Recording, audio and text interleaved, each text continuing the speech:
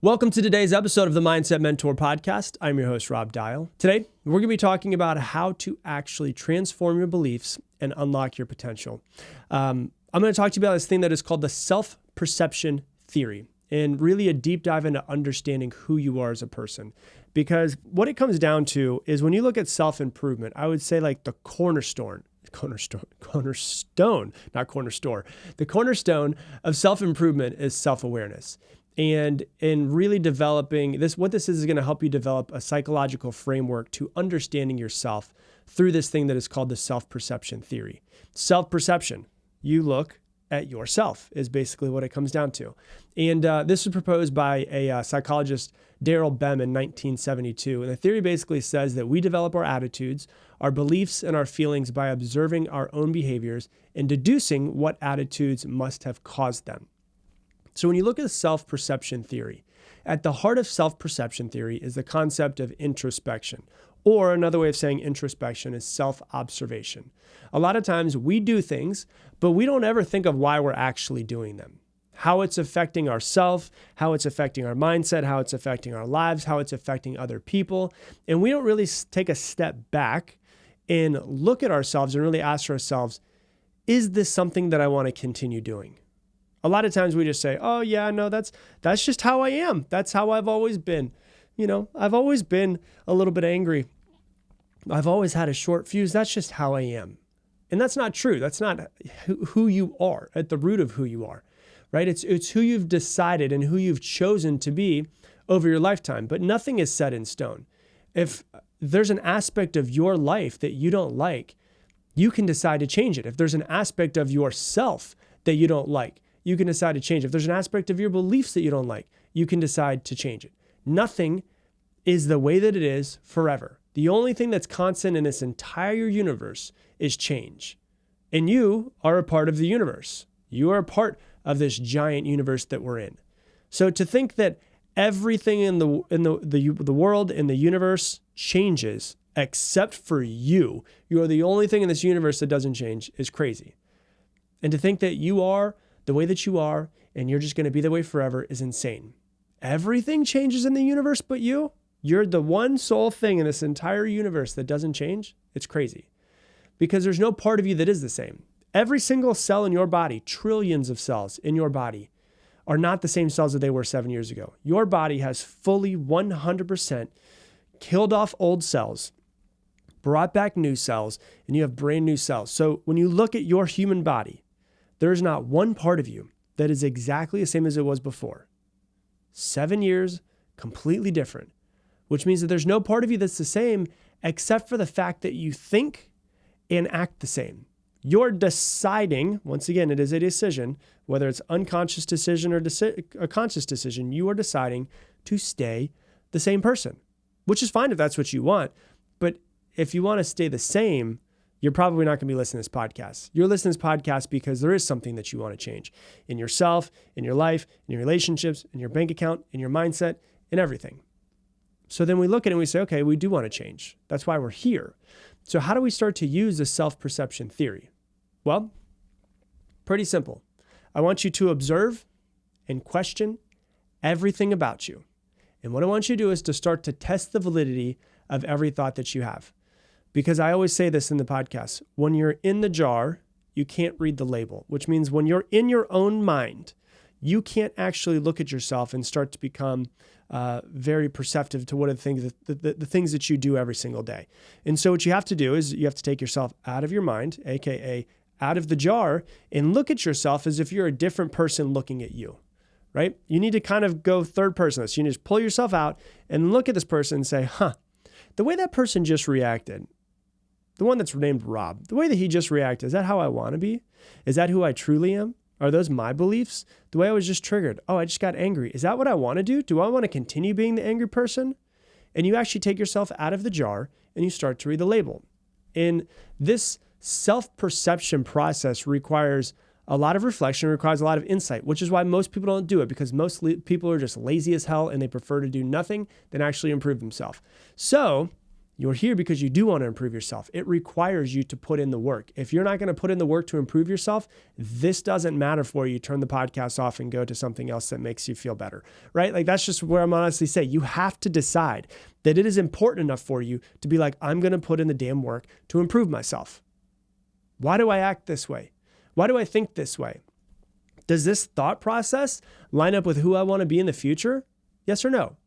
And then you decide from there whether you want to keep it or whether you want to change it. The self-perception theories works because it basically pulls up two psychological principles. Number one is cognitive dissonance.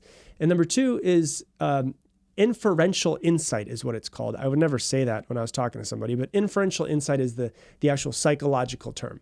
So with cognitive dissonance, it's a state of tension that pops up when your behaviors conflict with your beliefs or your attitudes, or when someone says something that conflicts with your belief in some sort of way.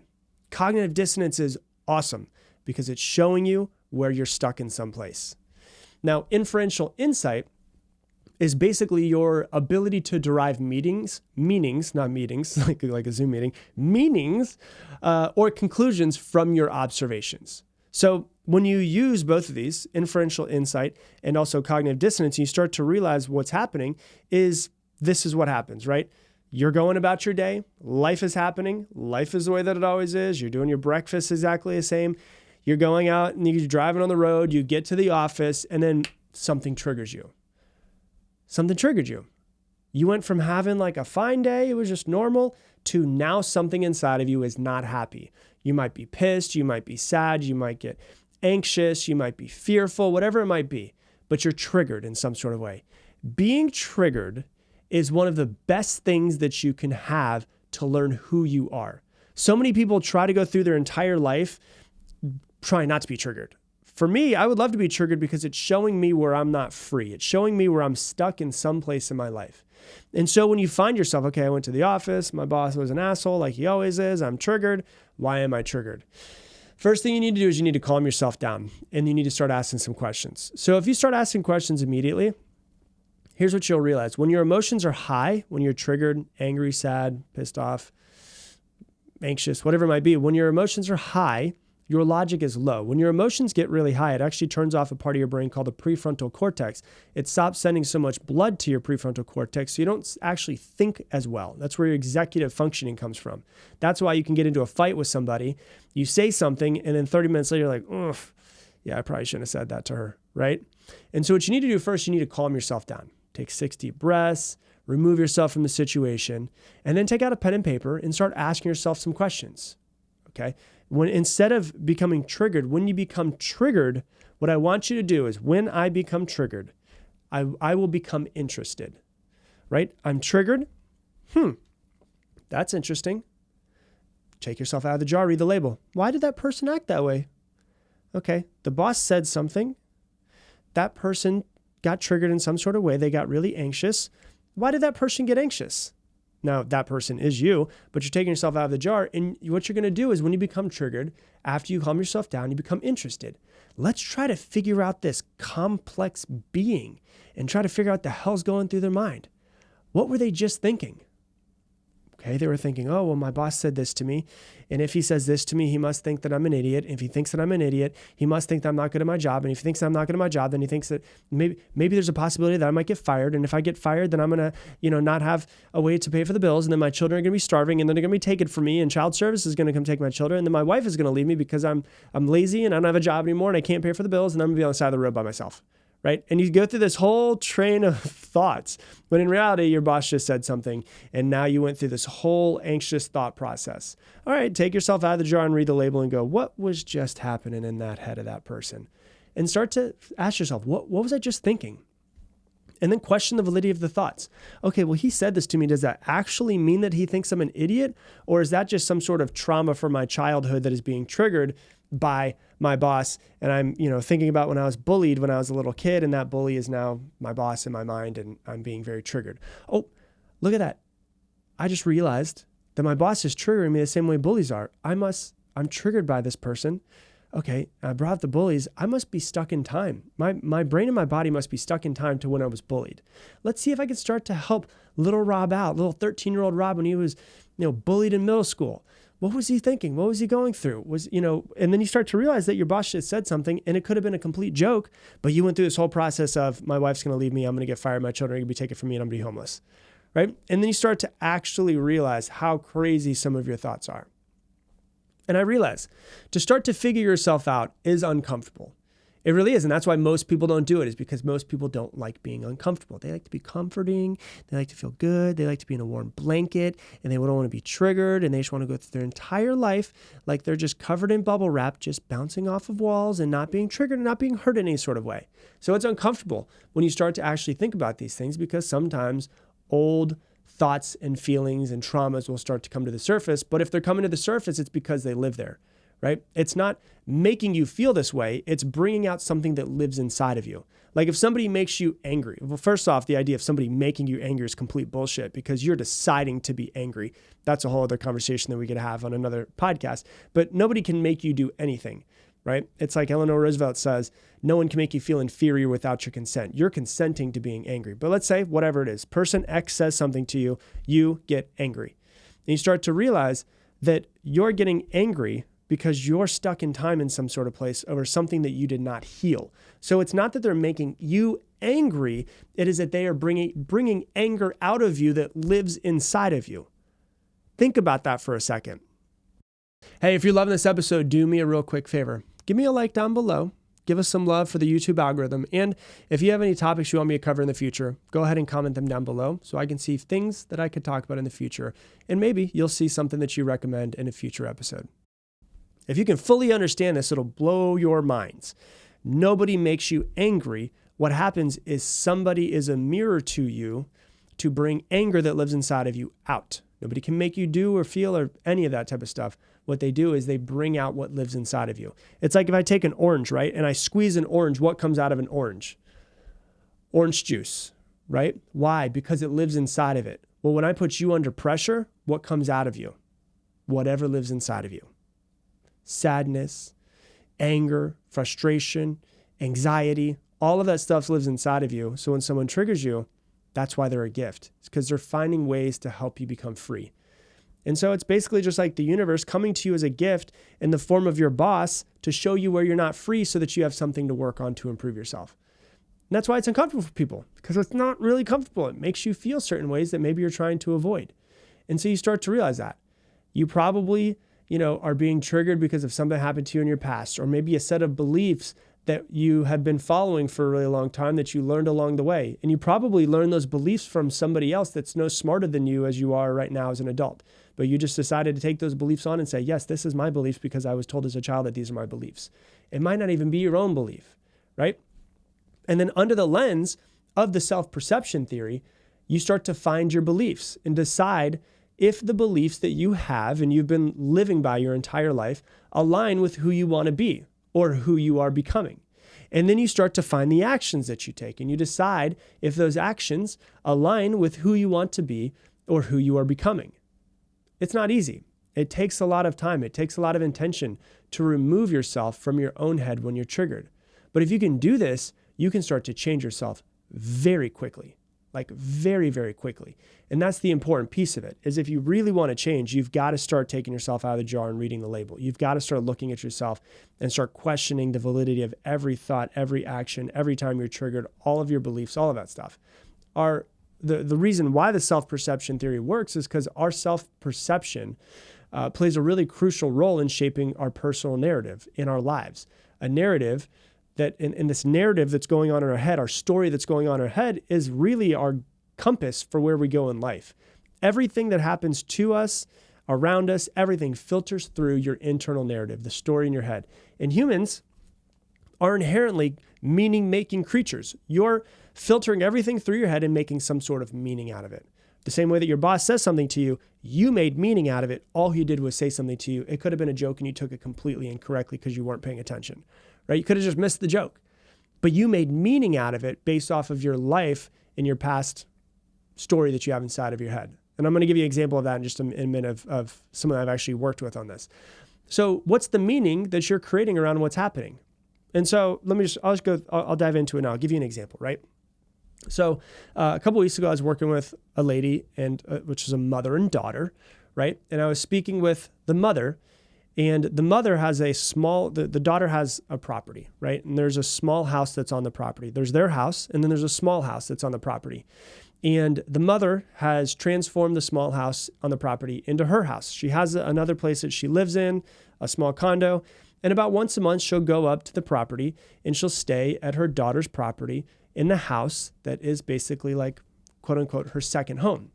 And her daughter, the mother's daughter and children, her grandchildren, use the small house when the grandmother is not there. And so recently, though, where it starts to get really interesting, I'm going to show you the processes behind and the stories and the narratives and all this stuff behind this. Recently, every single time that the mother goes and comes over to the house, the small house, all of the mother's stuff is put away inside of a closet, right? And so all of her stuff is put inside of a closet. And so the mother sees all of her stuff that she feels is important. These are things that she's had for a long time. These are family heirlooms, all of that stuff. And the mother sees all of her belongings inside of a closet tucked away. And so the mother says that what she had said to me and her daughter was she said she feels like she doesn't matter anymore. When she sees all of her stuff tucked away inside of the closet, she feels like she doesn't matter anymore. She feels like her daughter and her grandchildren are pushing her away. And she said, the exact phrase was, I feel like putting all of my stuff away is making me invisible. Like they don't want me around anymore, right? So that's what happened. That was the person's meaning that came from everything that was happening. Daughter's on the call as well. I'm speaking to the daughter. And they were putting the mother's stuff away. When I ended up going through the call, what happened was they were putting all of the mother's stuff away because she didn't want her 4 kids breaking any of her stuff. And she was trying to take care of her mother's belongings. She could have done a better job at taking the belongings and putting them back after everybody was done before the mother came. But what happened was she was taking all of her stuff and putting it away, not to push her mother away, not to make her invisible. She was putting her stuff away so that therefore the mother's stuff wouldn't be broken. But the mother had an internal narrative from childhood, an internal story from childhood of I don't matter. And when you have the story of I don't matter, you're going to place that story on top of every circumstance in your life until you start to actually pull that apart and show yourself that narrative isn't true.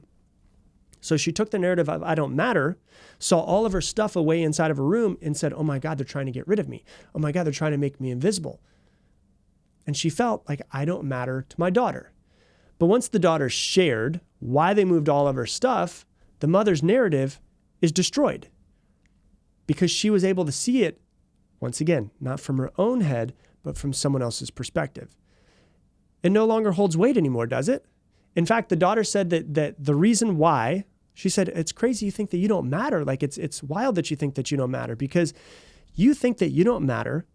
But we have a house in the back of our house that we could use for something else. And we wanted to change it into your house so that you could come over and spend time with us and spend time with your grandchildren because we actually love you so much and you do matter. So if you didn't matter, we wouldn't want you around. If we didn't want you around, we wouldn't have said, hey, do you want to take this house? See, the whole thing here is the problem is we don't see the world as it is. We see the world as we are. The mother didn't see reality as it is. She saw reality as she is. And she took an internal narrative and placed it onto a circumstance that was happening in her life. And so we filter everything through this story, through this internal narrative, and we make meanings out of the narrative that's inside of our head.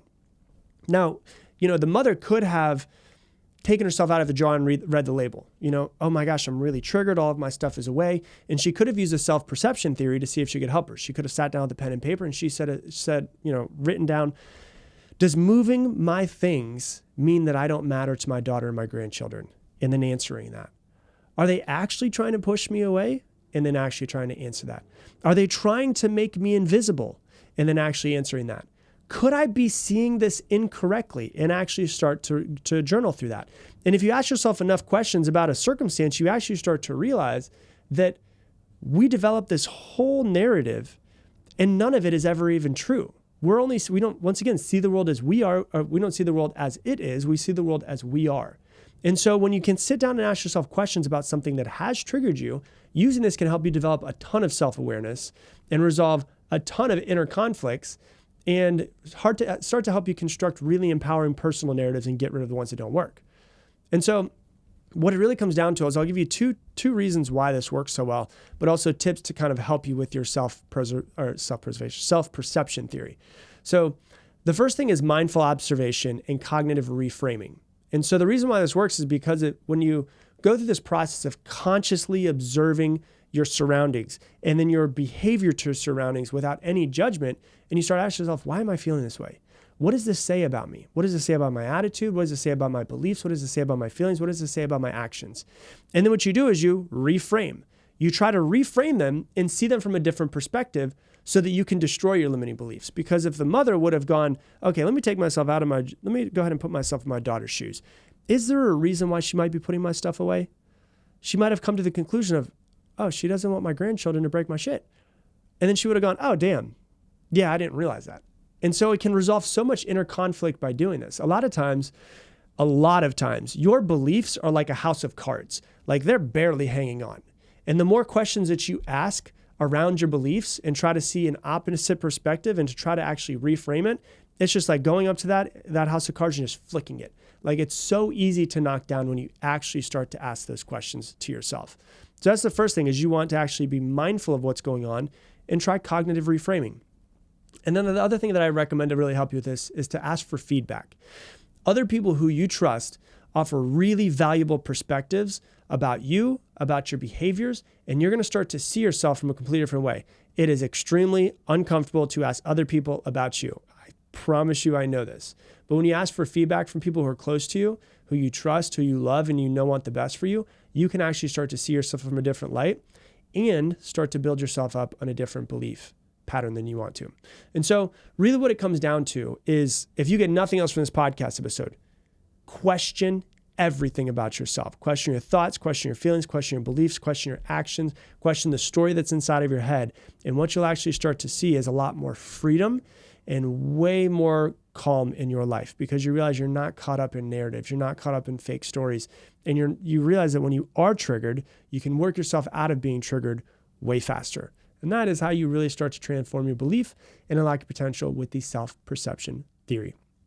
So that's what I got for you for today's episode. If you love this episode, please share it on your Instagram stories and tag me in it, Rob Dial Jr., ROBDIALJR. Send this over to a friend. If you have a friend who needs to hear this, send it to them in text message. Say, hey, I thought you might love this. Go ahead and listen to it. And once again, if you do love this podcast, you will love my book. If you want to go ahead and order it, go to robdial.com/book. It is available in many places throughout the world. I don't know where you live, but it might be available where you are. I do know that it's available in the US, the UK, Australia, Germany, Canada, a bunch of other places. Go ahead and check it out, robdial.com/book. And with that, I'm going to leave the same way I leave you every single episode. Make it your mission to make someone else's day better. I appreciate you, and I hope that you have an amazing day.